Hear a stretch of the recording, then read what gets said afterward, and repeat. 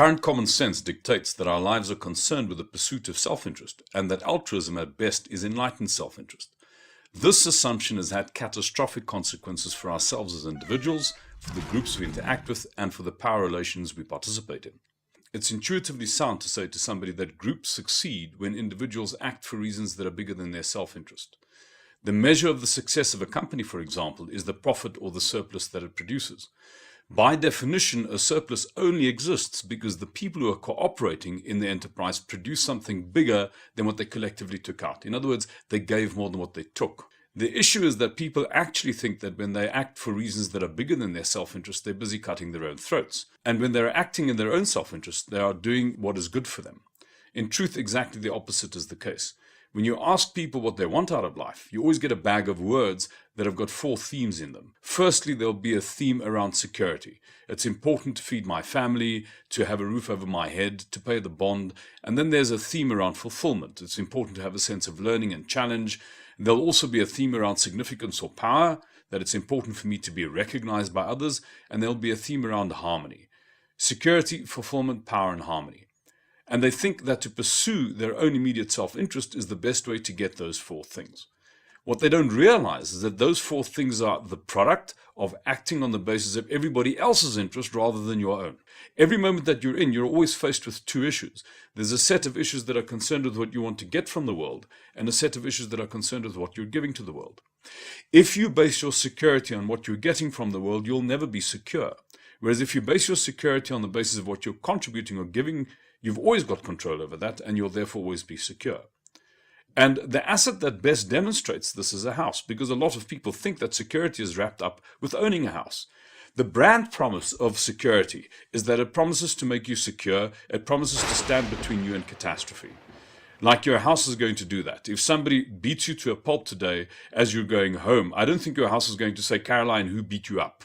On the other hand, if you walk up to your front door and see that the neighborhood hooligans have sprayed a red X on your door, you'll probably be annoyed. So are you there to look after the house, or is the house there to look after you? You can make a very solid argument to say that the more assets you own, the less secure you are. So your security is never based on what you have or get. Your security is based on what you are able and willing to give. Exactly the same argument has to be true for happiness and fulfillment. If my happiness is based on what I'm getting from the world, I'll be discontented. If my happiness is based on the quality of what I'm contributing, because I've always got control over that, I'll be fulfilled and happy.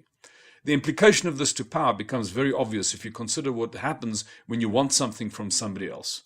Say you want somebody's watch. Clearly their ability to withhold the watch gives them power over you.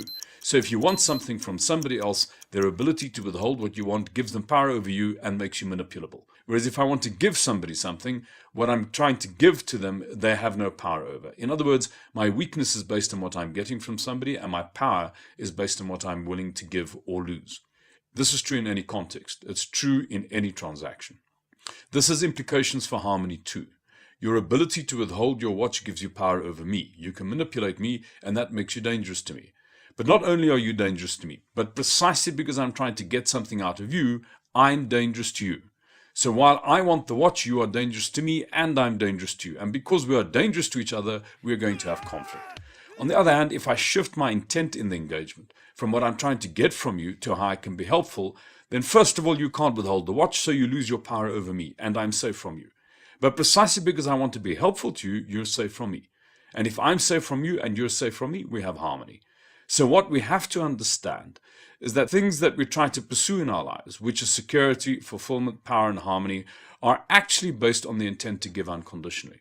The more you construct your intent on your engagement with the other on the basis of serving them or acting in their best interest, the more you earn those 4 fruits of life. So there isn't this contradiction between the social good and the individual good.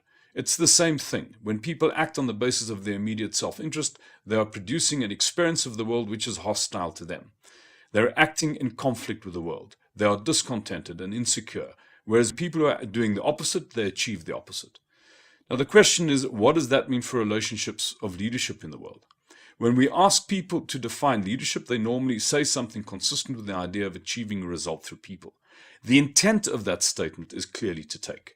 The implication is that people are the means.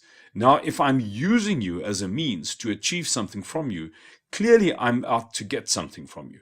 So the current take on leadership is that they are there to get things out of subordinates. If you ask people intuitively to construct an ideal boss, they will say a boss who's kind, who's approachable, who listens, who's supportive, who's honest, who's fair, and who gives me an opportunity to learn.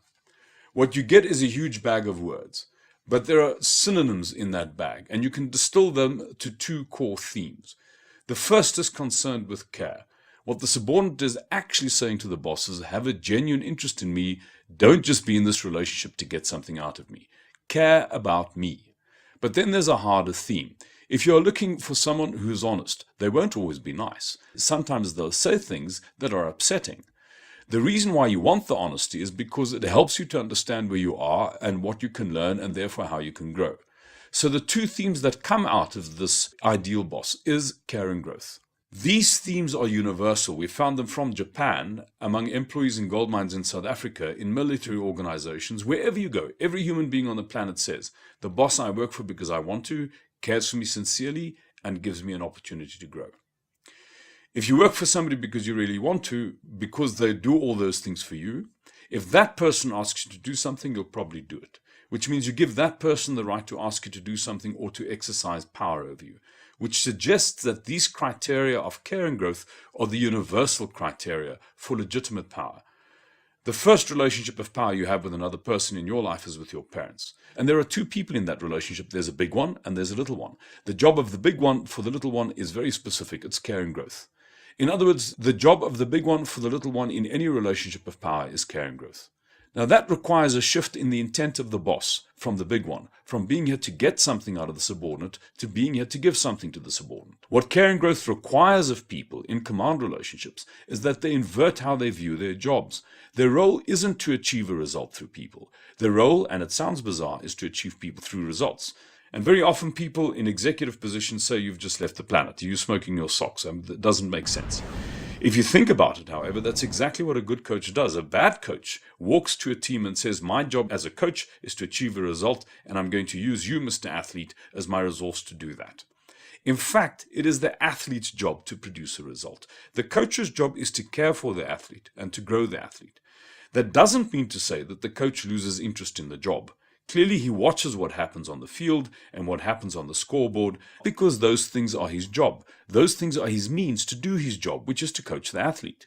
He literally uses the job as the means whereby he produces an athlete. His product is an athlete. Until people in command relationships, whether it's in the state, whether it's in corporates, whether it's in enterprises, understand that their product is the people working for them, we will stay in crisis. We will continue to turn the forests into chopsticks. We'll continue killing off frogs in Canada. We'll continue eating up this big cheese we're sitting on until there's nothing left. We have to change this insanity of thinking that self-interest is the way to pursue our well-being as a species.